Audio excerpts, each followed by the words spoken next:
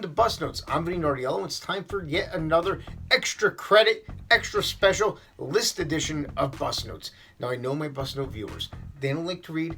They don't like the online resources. They want something quick and easy, okay? They like a great story. So here we're doing film adaptations. Now, you can watch these movies in place of the book and, fake your way through a class by saying, I read the book, but really, you've only seen the movie. Sometimes the book is going to be very close to the movie, and you can easily fake it. Other times, it's going to be vastly different, and your lies will be exposed, okay? It's a risk you're taking, all right? But either way, you're going to get to see some great movies. So we're doing the top seven film adaptations. The reason I'm doing the top 7, by the way, is I read an article and it said that if you use some kind of odd number, like a 7 or a 9, it will get you more hits than using something like a 5 or a 10 or a 20, okay? So we're going to find out if this works. All right, top 7 film adaptations. Number 7, One Flew Over the Cuckoo's Nest. All right, I think this is one of the rare occasions where the movie and the book are equally good. They're very different from each other, but they're equally good. As we mentioned in the One Flew Over the Cuckoo's Nest episode, Ken Kesey wanted nothing to do with the movie. Wanted nothing to do at all. Never even saw the movie for years. Years later, he watched it on cable and said, hey, it's not half bad, and turned it off after about 20 minutes. But I really think that you can watch the movie and read the book separately and still feel like you're getting some kind of equal experience, all right? It's a great book, great movie, but very different from each other, okay? Number 6, Fight Club. All right, now this is a movie where the author of the book actually loved the movie and so they did a great job. He didn't think it was possible to make a movie of his own book. All right, we're talking about the author. His name's Chuck Palahniuk or Palahniuk. Palahniuk, I'm not really sure. Okay, I've never been able to pronounce his name, okay? But it's something like that, okay? And the director is David Fincher, all right, who he started music videos, and so there's a kind of a music video feel to this movie, right? It's a book that's really difficult to film. However, he managed to capture and stay close and true to the original work. All right, it was a very divisive movie when it came out. A lot of people said that they didn't like it. They thought that it was too violent. They didn't like the themes. They found it sophomoric. Over time, though, it's developed a cult following and probably sits somewhere, as a great film. All right, years from now, when they're making more lists, all right, maybe more top 7 lists, top 77 lists of your great films, Fight Club will probably be seen as one of the great ones, right? Because over time, there's become a greater appreciation for it. Number 5, Gone with the Wind. All right, Gone with the Wind is a long, epic film. All right, it takes a lot of time to watch Gone with the Wind, but no, it takes even more time to read Gone with the Wind. It's over 1,000 pages long. 1,000 pages.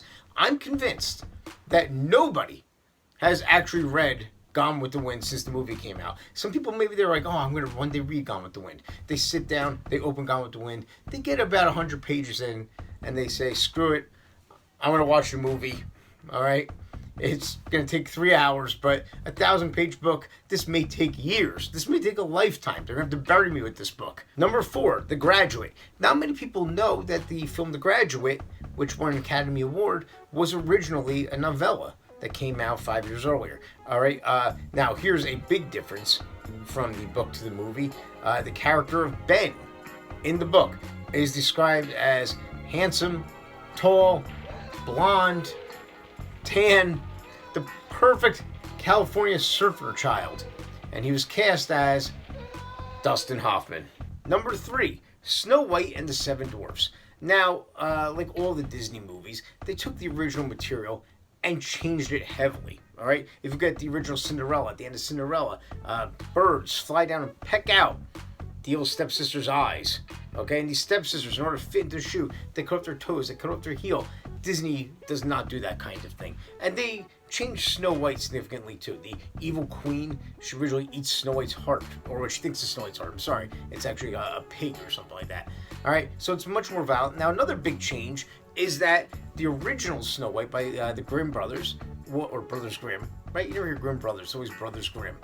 All right, in the original one, they were just called, not the Seven Dwarfs, but the Seven Little Men. And they weren't named at all. They didn't even have names, right? I wonder if they wrote that, by the way, thinking, oh, if we give it the number seven dwarfs, it's an odd number and people are more likely to read. Maybe they had that philosophy back then, too. All right, now, to figure out what the names of dwarfs would be, Walt Disney and his writers, they came up with 50 possible names.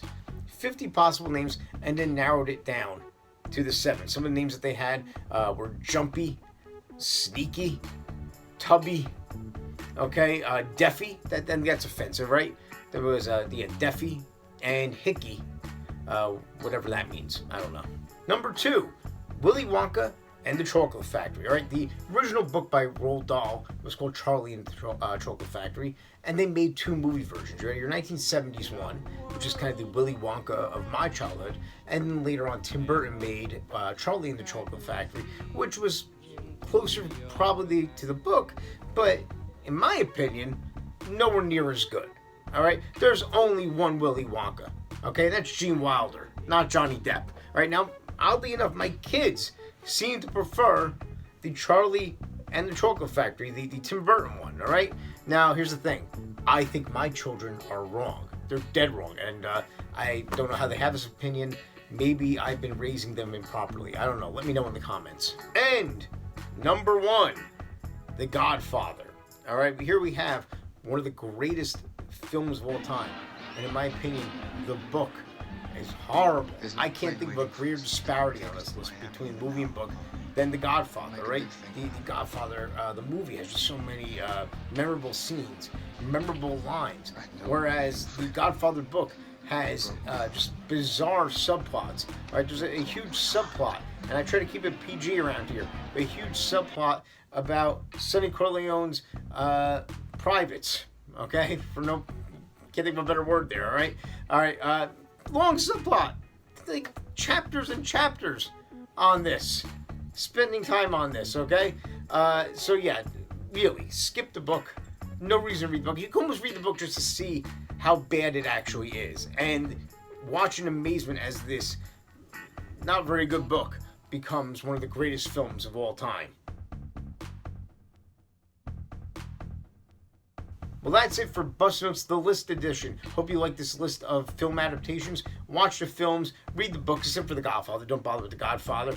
Give us comments, like us on social media, share, tell your friends, tell everyone about us. It's Bus Notes. Let's get that C together.